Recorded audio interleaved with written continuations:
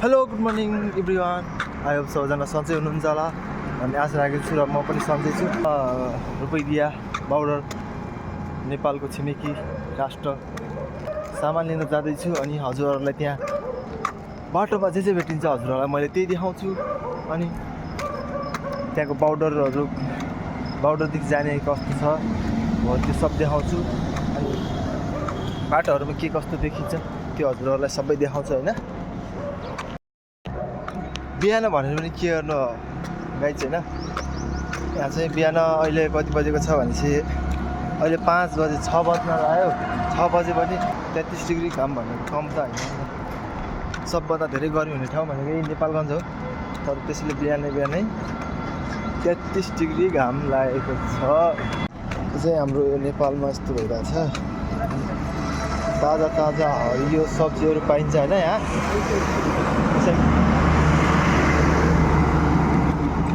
भागवती चोकमा हो यस्तै आफ्नो हरियो ताजा सागसब्जीहरू तरकारीहरू लिएर आउँछ। हजुरहरूलाई चाहिन्छ भने भागवती चोक बायाँ साइडमा आएर हजुरहरूले लिन सक्नुहुन्छ। आफूले छानी अघि लैजानु नि। यहाँ यो ठेला लागेको छ अनि तरकारी किन्ने मान्छे चाहिँ टन्नै आएको छन्।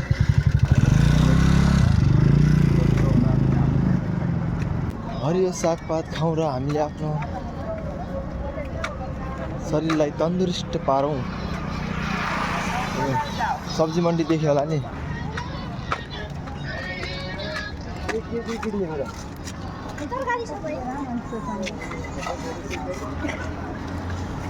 कति धेरै ठाउँ हाट बजार ला जस्तो छ त तरकारी। साइकलमा भाइले नै उ गरिरहेको छ, पानी छम्किरहेको सुक्छ भने।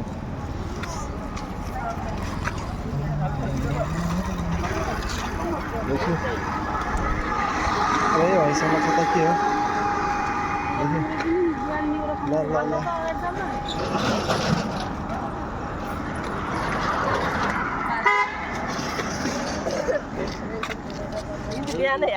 ल रातो टमाटर खानु सबैजनालाई तरकारी एकदम।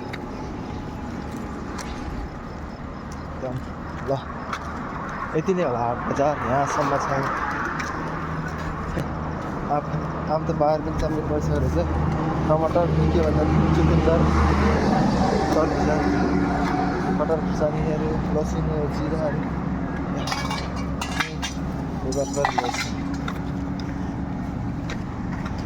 देखियो।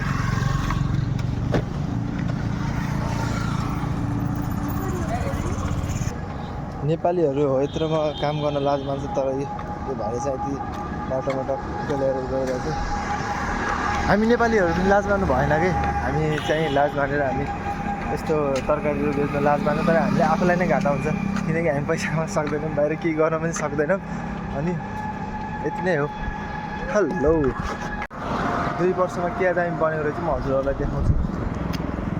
ओ नो द होटेल डायमन्ड प्लेस हजुरहरूलाई यसमा स्वागत हुनेछ। हजुरहरू पनि होटेलहरू नमिले भए हजुरहरू यहाँ आएर बस्न सक्नुहुन्छ। धेरै फेसिलिटी होला, तर नेपालको त सबभन्दा ठुलो होटेल सायद यही नै होला। ल गर्मी एकदम ज्यादा छ। मलाई यस्तो भोग्ला होइन। अब नास्ता गर्नु पऱ्यो। नास्ता गर्नलाई यहाँ के छ कि केही बनाए छैन अङ्कल? केही बनाए छैन छाला छोरी हेरेँ। लेट भइसक्यो। आज म हरियो पुरै खाएर, तर दाइ चाहिँ आज बहुत ढिलो उठ्नु भएको रहेछ। दाइ कति लाग्छ त नि यो हलुवा पुरी बनाउनु? आज तपाईँ लेट आउनुभयो कि दाइले चाहिँ असन बनाउनु भएको रहेछ। ल दाइ म एकछिन आएँ। हजुर बनाउँदैन कस्तो हल्ला पुरी खाने मन लाग्थ्यो, तर दाइले बनाउनु भएको रहेछ। अब गएर अरूको ठाउँमा म के खान्छु भने आएन अब भयो। रास्ता कस्तोमा गएर खाउँछु हजुरलाई देखाउँछु। लगभग म चाहिँ अब नास्ता खानु लाग्छु। नास्ता गएर नास्ता खान्छु। गर्दै छोरा समस्या आइसकेको छ। हजुरलाई देखाउन चाहन्छु। म खान्छु अनि खाइसकेपछि हजुरहरूलाई म अरू ठाउँको सिनहरू देखाउँछु। ल बाई। ल गाइस, आज खाएर पनि आइयो। अब चाहिँ अटोमेटिकली जाने बुझ्छ। रुपैयाँ मोबाहरू पुऱ्याएर जानु लाग्यो।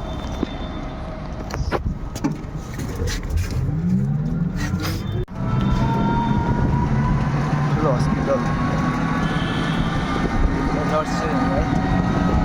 यहाँको प्रायः जस्तो मान्छे प्राइभेट नर्सिङ होममा यो गाडी त डर लाग्छ।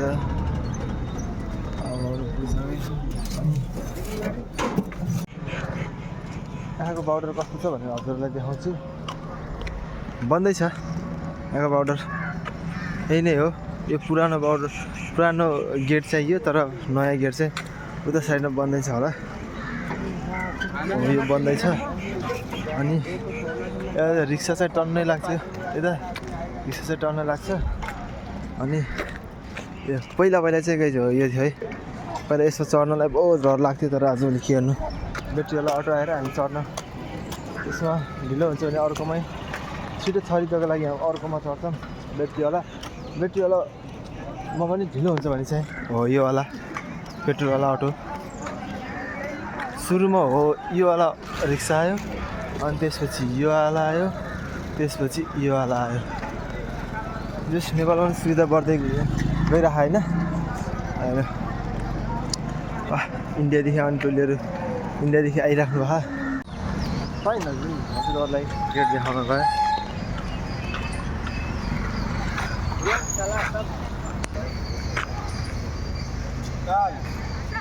यही नै हो जरीको पाउडर। हाम्रो देशभन्दा अलिक धनी देश हो, तर यसले चाहिँ डेन्जर नै होला नि। हाम्रो चाहिँ यस्तै काम दिइरहेको, बनाउनु पर्दैन।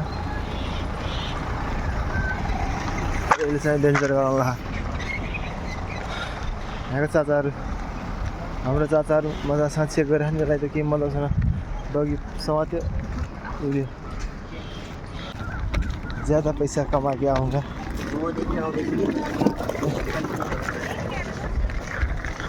सब काला पारदेखि आयो, काला पार।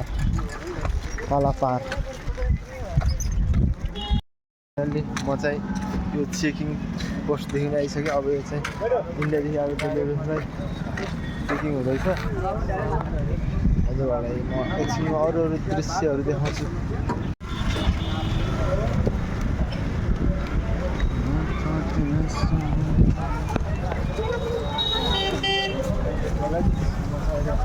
नेपाल फर्किने भएको